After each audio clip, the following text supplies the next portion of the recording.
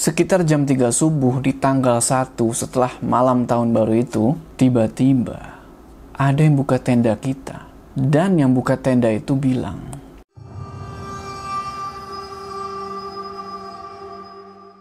Assalamualaikum teman-teman, balik lagi sama gue Joe. Apa kabar kalian semua? Semoga kalian semua yang menonton video ini diberikan kesehatan, dilancarkan rezekinya, dan selalu dimudahkan urusan-urusannya, dan selalu diberikan perlindungan dari wabah yang sedang melanda dunia saat ini. Kembali lagi di pendakian horormu, di mana di segmen ini kita akan membahas kisah-kisah horor pendakian yang sudah kalian kirimkan ke email gua. Dan di cerita kali ini gua dapat cerita dari seseorang yang sebut aja namanya Dandi. Dia mau membagikan pengalamannya sewaktu dia mendaki ke Gunung Lawu via Cemoro Kandang. Pengen tahu apa aja yang dia alami di gunung itu? Tonton video ini terus. Sebelum kita masuk ke cerita, jangan lupa kalian like video ini, dan bagi yang belum subscribe, ayo subscribe sekarang ke channel ini supaya kalian gak ketinggalan cerita-cerita horor selanjutnya. Gue bakal cerita dari sudut pandang orang pertama ya, jadi gue bakal menjadi Dandi. Udah siap ya? Mode horor aktif. Hai, gue Dandi. Jadi di sini gue mau bagian pengalaman gue sewaktu mendaki ke Gunung Lawu via Cemoro Kandang. Gue sama teman-teman gue, Ricky, Bogeng, Rudit, Wewe, sama Pak Norman. Kejadian ini gue alamin di malam sebelum tahun baru 2016. Jadi tepatnya tanggal 31 Desember 2015. Kita semua ini asli dari kota Madiun. Jadi pada suatu hari, gue sama teman-teman gue lagi nongkrong-nongkrong nih di sebuah warung. Si Wewe buka pembicaraan. Dan, ikut muncak nggak? Kemana mas? Gunung Lawu. Anak-anak ajakin. Ayo ngerayain tahun baru di Gunung Lawu. Kapan mas? Malam tahun baru berangkat. Oke mas, siap. Aku ya pengen balik muncak sana lagi. Soalnya bulan lalu aku gagal sampai puncak. Iya, jadi gue pernah ke Lawu sebelumnya dan gue gagal sampai di puncak karena temen gue ada yang kena hipotermia. Malam harinya dibikinlah tuh grup WA buat ngebahas pendakian itu.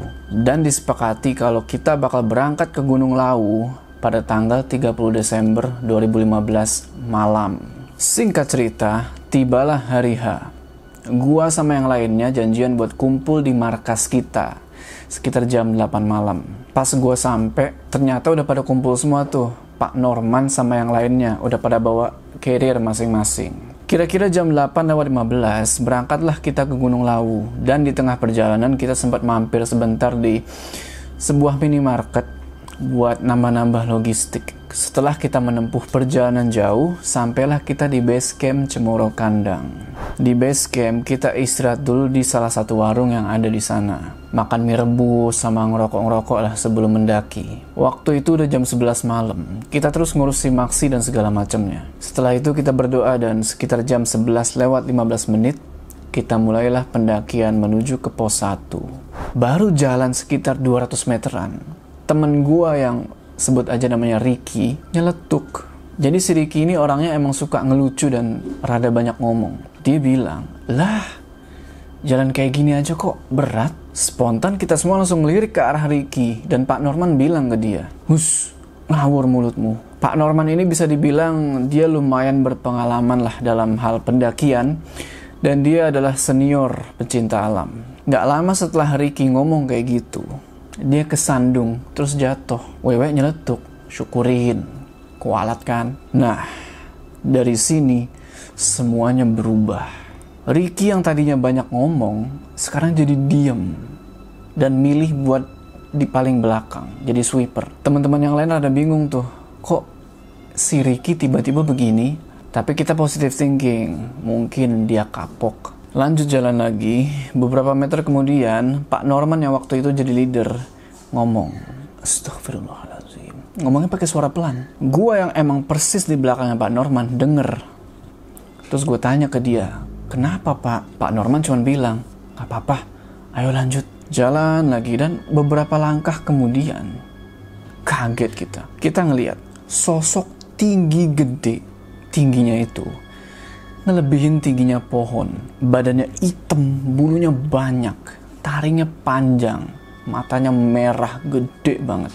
Kalian tahu kan apa itu? Sontak kita semua langsung merem dan baca ayat-ayat Al-Quran. Waktu itu jantung gue deg-degan banget dan dada gue langsung sesek karena saking takutnya. Gak lama kemudian Pak Norman ngomong pakai bahasa Jawa yang halus banget. Intinya dia itu minta izin sama makhluk itu buat lewat. Dan akhirnya sosok itu hilang. Kita lanjut jalan lagi. Bogeng sama Rudit udah ketakutan banget karena sosok barusan. Tapi si Ricky masih diem 1000 bahasa. Di perjalanan menuju ke pos 1, kita semua nggak ada henti-hentinya baca doa sama zikir. Waktu udah nunjukin jam 12 malam lewat. Kira-kira 50 meter sebelum pos 1, kita baru ngeliat pendaki. Sebelumnya kita nggak ngeliat pendaki sama sekali. Ada satu orang pendaki yang lagi istirahat di pos itu. Akhirnya kita juga istirahat di situ. Tapi anehnya, pendaki itu bilang, "Wah, rombongan yang lain mana mas?" Kaget lah kita semua. Rombongan yang lain yang mana? Pak Norman bilang, "Loh, kita berenam mas. Gak ada rombongan yang bareng sama kita." "Loh, tadi ada 20-an yang bareng sama mas dari jauh. Saya lihat rame-rame, semuanya pakai senter kok. Nyampe sini kok sisa 6. Makanya saya tanya." "Oh, iya mas. Mereka udah pulang, balik lagi." Setelah percakapan itu, si pendaki pamit buat ngelanjutin perjalanan. Gua sama Bogeng langsung ngedrop ngedenger apa yang tadi dibilang sama si pendaki. Tapi si Wewe masih santai-santai aja. Si Wewe ini emang dia rada berani orangnya. Di sini Rudit langsung rebahan sampai dia ketiduran. Ricky masih diem, nggak mau ngobrol. Akhirnya gua ajak ngomong lah dia. "Nih, rokok dulu." Ricky langsung natap gua dan dia bilang, "Gak ada suaranya." Gue jawab lah, "Ya wes, jangan diem aja, ngerasa berdosa ya." Dia diem aja tuh.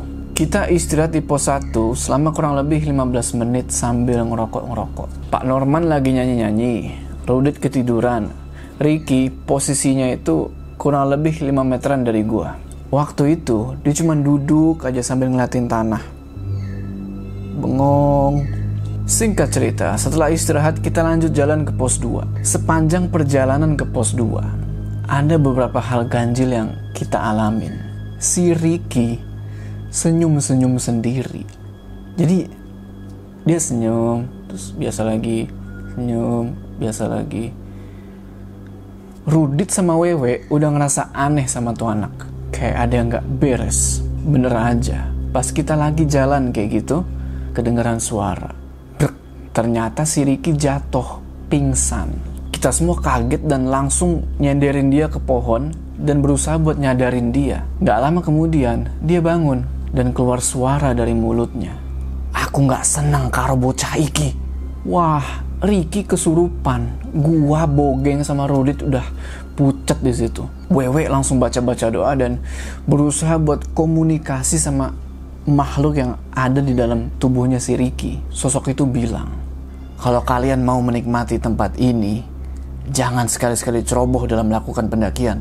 Anak ini sudah kami tandai dari awal." Wewe sama Pak Norman langsung minta maaf sebesar-besarnya dan mohon buat diizinin untuk melanjutin perjalanan. Gak lama kemudian, Ricky pingsan dan setelah sadar, dia bilang, "Loh, kenapa aku? Kok rasanya pusing semua?" "Gak apa-apa wes. Lain kali hati-hati ya Le. Jangan sembrono." "Enggak pak, ini kita sampai mana? Kita udah jalan ke pos 2. Wes, ayo jalan lagi." "Kok cepat sekali rasanya udah mau ke pos 2? "Wes, ayo jalan lagi. Gak usah banyak omong." Singkat cerita, pos 2 udah kelihatan. Waktu saat itu udah jam 3:30 subuh. Di pos 2 ini kita ngeliat banyak banget ada tenda pendaki. Sekitar ada 5. Tapi tenda-tenda itu kayak tenda yang udah lama. Warnanya tuh udah pudar dan sampai ke merek-mereknya tuh pudar. Jadi kita nggak bisa tahu nih tenda merek apaan. Dan pas kita ngelewatin tenda-tenda itu, Ricky ngeliat kalau ada sosok yang lagi tidur di dalamnya. Kayak sosok wanita pendaki yang kakinya itu ngejulur keluar tenda. Tapi baunya itu kok busuk banget. Sampai-sampai mata gue tuh berair. Karena bau itu, pas kita senterin itu kaki, gua sama yang lainnya kaget. Pas dilihat ternyata kaki itu misah dari tubuh wanita pendaki itu. Wah, gua, Rudit, Ricky sama Bogeng langsung lari sekencang-kencangnya ke arah naik. Wewe sama Pak Norman masih jalan santai, tapi mereka nggak mau ngelihat ke arah tenda-tenda itu. Mereka istighfar terus sambil doa. Dalam hati gue bilang, apaan itu tadi? Kenapa ini? Kita lanjut jalan-jalan sampai di pos 3 itu. Udah jam setengah 6 pagi di tanggal 31. Kita ketemu lagi nih sama pendaki yang waktu itu di pos 1. Ingat kan? Nah, pendaki ini ngenalin diri dengan nama Mas Bagus. Dia adalah pendaki dari Situbondo. Dan dia itu lagi solo hiking atau mendaki sendirian. Dan dilihat dari perawakannya, dia kayaknya udah lumayan berpengalaman dalam hal pendakian. Banyak banget emblem pendakian yang nempel di carrier sama di jaketnya. Di situ Mas Bagus bilang, "Mas, maaf ya. Tadi saya kira sampean rame. Ternyata emang bener, kalian cuma berenam." Belum sempet kita jawab, Mas Bagus terus ngelanjutin omongannya. "Tadi saya ngeliat gerombolan pendaki sekitar 12 orang lagi ngedirin tenda di pos 2 pas saya lagi istirahat di situ. Saya mikir, loh, ini kan teman-temannya mas-mas yang dari Madiun tadi. Lewat mana mereka? Kok mas-mas yang dari Madiun tadi nggak nyalip saya?" Mas Bagus baru sadar di situ kalau sosok-sosok itu bukan orang. Ngelihat kejadian itu, Mas Bagus langsung lanjutin perjalanan ke pos 3 dan ketemulah sama kita-kita. Ngedenger cerita Mas Bagus, kita semua cuma bisa pasrah dan doa. Berarti bener yang kita lihat di pos 2 itu bukan manusia. Dan juga tenda kumuh, kotor, dan bau busuk itu adalah tenda jadi-jadian. Di situ Pak Norman bilang, "Ayo semuanya buat lingkaran. Mas Bagus juga ikut ya. Kita doakan mereka semua. Kita bacakan Al-Fatihah 5 kali buat mereka semua. Dan kita buatlah lingkaran." Waktu dan nunjukin jam setengah 7 pagi. Akhirnya Mas Bagus gabung sama kita-kita dan ngelanjutin perjalanan sampai akhirnya tiba di pos 5 sekitar jam 10 pagi. Sepanjang perjalanan kita bersyukur karena udah nggak terjadi apa-apa lagi. Semuanya udah aman dan lancar. Dari pos 4 ke pos 5, kita juga berpapasan sama banyak pendaki, nggak kayak semalam. Pak Norman sama Mas Bagus ngasih tahu kita tempat-tempat mana aja yang nggak boleh buat ngecamp. Tapi karena emang kita ketemu banyak banget pendaki ya, kita have fun aja. Di pos 5, kita istirahat lumayan lama dan mutusin buat bangun tenda di situ. Setelah tenda jadi, kita ngopi-ngopi, masak-masak, dan ngerokok-ngerokok santai. Kita bangun 2 tenda. Satu tenda isinya gua, Bogeng, sama Rudit. Tenda satunya lagi ada Pak Norman, Ricky, sama Wewe. Pak Rudit, Norman, sama Wewe masih ngobrol-ngobrol sambil nyapa pendaki-pendaki yang lewat. Sedangkan gua, Bogeng, sama Ricky tidur duluan karena capek. Beberapa jam kita tidur, sekitar jam 2 siang, kita langsung beresin tenda dan ngebersihin sampah-sampah. Lanjut perjalanan, sampailah kita di warungnya Mbok Yem. Warung legendaris. Para pendaki pasti tahu. Gue ketemu sama Mbok Yem dan sempat foto-foto di sekitaran warung. Setelah puas foto-foto, jalanlah kita sampai ke puncak Lawu, Hargo Dumilah. Sampai puncak itu kalau nggak salah udah sore, sekitar jam 5. Kita terus nyari tanah yang lumayan landai buat bangun tenda dan bermalam di situ. Malam harinya kita ngobrol-ngobrol, sharing-sharing sama Mas Bagus. Pengalaman-pengalaman apa aja pas dia mendaki. Kita udah lupain tuh hal-hal ganjil yang semalam. Singkat cerita, malam harinya pas kita semua udah tidur, sekitar jam 3 subuh di tanggal 1 setelah malam tahun baru itu, tiba-tiba ada yang buka tenda kita. Dan yang buka tenda itu bilang, "Mas, saya turun duluan ya. Terima kasih sudah ditemani mendaki. Semoga kita bertemu lagi. Sukses dan hati-hati kalau turun. Assalamualaikum." Ternyata itu adalah Mas Bagus. Dia mau pamit turun duluan. Gua sama teman-teman yang lain juga ngucapin terima kasih sama beliau karena udah sharing-sharing sama kita. Rudit bilang, "Ya hati-hati Mas Bagus." Waalaikumsalam. Setelah itu, kita lanjut tidur lagi. Tapi, cerita belum selesai sampai di sini. Kalian pikir semuanya udah aman? Tunggu pas kita turun. Bangun-bangun ternyata udah jam setengah 8 pagi. Pendakian kita anggap sukses meskipun harus ketemu demit di malam sebelumnya pas kita naik. Kita langsung beres-beres tenda, bersihin sampah, dan setelah itu turun gunung. Kita turun dari puncak dan sampai di pos 5 sekitar jam 11 siang. Gue rada mikir di situ. Kemarin naik berasa cepet. Kok sekarang turun agak sedikit lari?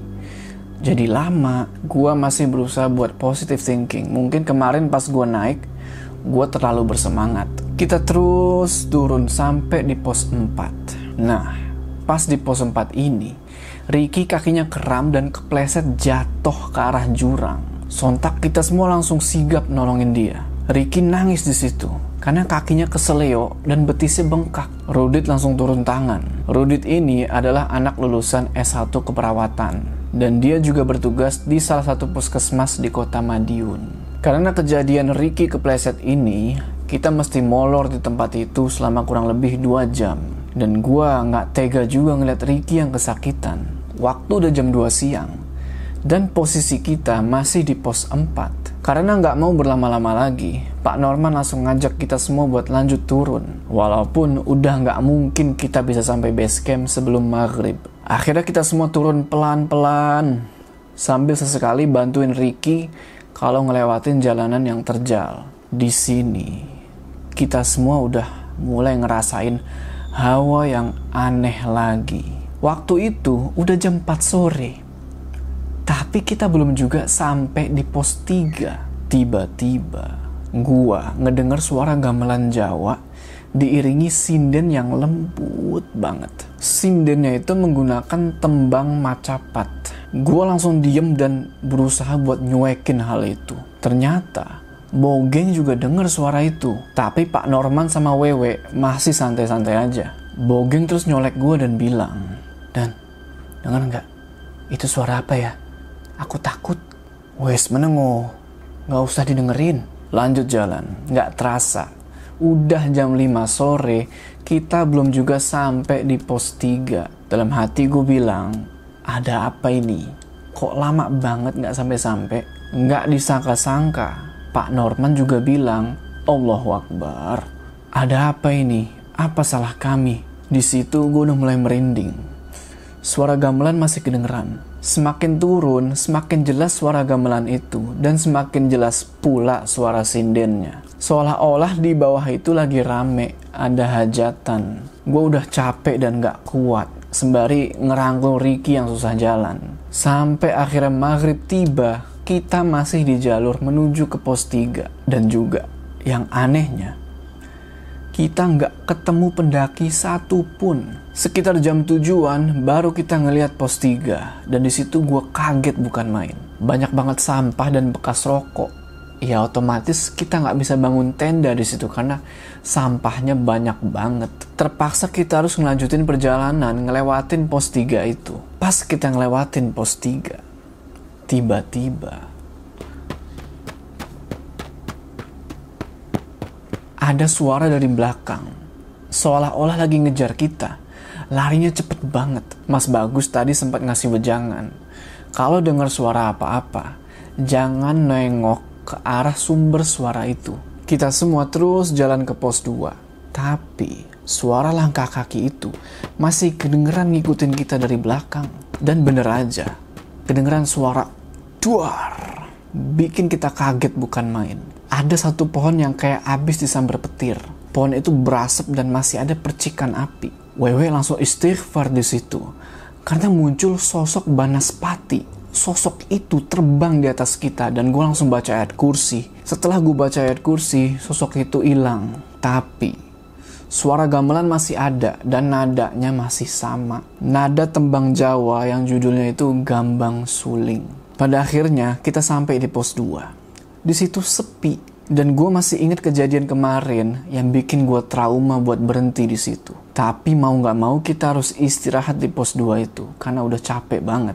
Pas kita istirahat, Ricky ngeliat ada nenek-nenek. Mukanya hancur. Lagi duduk di atas pohon. Dan nenek ini, tatapannya itu kayak yang marah ke Ricky. Alhasil Ricky langsung teriak, "Wah!" Dan dia langsung kesurupan saat itu juga. Kita semua langsung berusaha buat megangin Ricky. Sampai-sampai si Bogeng mental. Untungnya gue masih kuat megangin Ricky. Dan keluar suara dari mulut dia.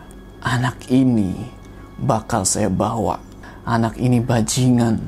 keretaku sudah menghampiri untuk menjemputku dengan anak ini. Bener aja, kedengeran ada suara kereta kuda dari atas menuju ke bawah. Gue langsung lemes di situ, Bogeng langsung nangis dia. Ricky masih kesurupan dan suara kereta kuda itu makin lama makin deket. Kondisi udah gak karuan di situ. Ricky matanya udah hitam semua. Dia teriak-teriak dan meronta-ronta. Akhirnya Wewe yang emosi ngelihat kejadian itu ngambil tasbih dari dalam tasnya, terus disabetinlah tasbih itu ke badannya Ricky sambil bilang, Allahu Akbar, Allahu Akbar, Allahu Akbar. Wewe terus nantang makhluk yang ada di dalam badannya Ricky buat berantem. Dia bilang, siapa yang kalah akan musnah.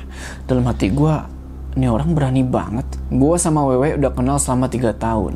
Dan si Wewe ini adalah lulusan salah satu pondok pesantren di kota Jombang. Dan kali ini dia ngasih unjuk ilmunya dari pondok yang bikin gue merinding banget. Wewe ngeluarin air putih dan lari keliling area pos 2 sambil baca ayat-ayat Al-Quran. Dia nyipratin air-air tuh ke sekeliling area pos 2. Terus setelah itu, Ricky disabet lagi pakai tasbih sama dia. Dan sosok yang ada di badannya Ricky teriak.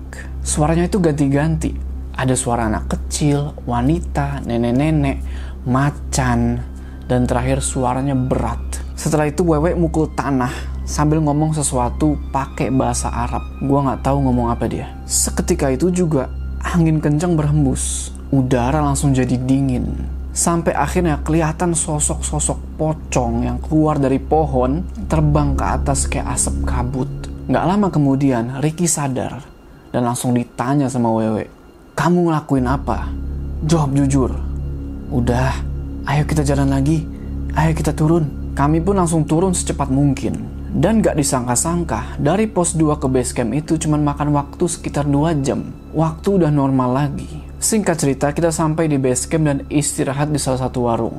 Di situ, Ricky baru cerita dan ngaku kalau pas pagi-pagi buta itu, pas Mas Bagus pamit buat turun duluan, Ricky keluar tenda dan buang air besar di semak-semak.